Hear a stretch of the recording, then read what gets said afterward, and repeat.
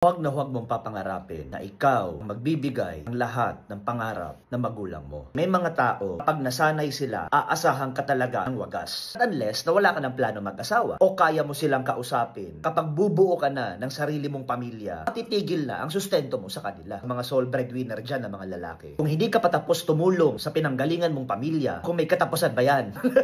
Better, huwag ka na muna na mag-aasawa. Bigay ka ng bigay sa pinanggalingan mong pamilya. Wala naman sana masama doon. Kaso ang problema, bubuuhin mong pamilya naman ang tinitipid mo. Asawa mo, tapos yung anak mo. Kapag nagsama na kayo, kinasal na kayo, dapat ang top priority mo na, si wife mo. Dalawang nilalang kayo na pinag-isa na kayo ng Diyos. Hindi niya naman pala kaya ang responsibilidad. Bumuo ng sariling pamilya. Ituon ang pansin sa asawa at sa magiging anak. Hindi talaga maiwasan na hindi tulungan yung magulang kasi mga baldado na, senior na. Pwede huwag ka na muna mag-asawa. You cannot serve two masters at the same time. Wala naman na problema na tulungan ng magulang kung talagang hindi nila kaya na kumita ng sariling pera. Pero please lang, ang laki-laki ng responsibilidad mo, pamilyang pinanggalingan mo, lahat ng bigat ng responsibilidad nakaatang sa balikat mo, wala kang karapatan ma-inlove. Hinuhuli mo dapat yan. Kahati lagi, atensyon, pagmamahal, pinansyal, asawa mo. Napaka-unfair mo naman. Gusto mong mahalin ka ng buo, pero ikaw hindi mo kayang ibigay ng buo sa asawa mo. Mamahal na inaasam niya rin sana. Cannot deny the fact na maraming greedy and manipulative na parents, maraming asawa ang nag-aaway, sana yung pinanggalingan na pamilya ng lalaki, bigay buwan-buwan nung single pa. Ngayon na nag-asawa na, sino ng kontrabidan? Kalaban na ngayon, yung bungang ka ng lalaki.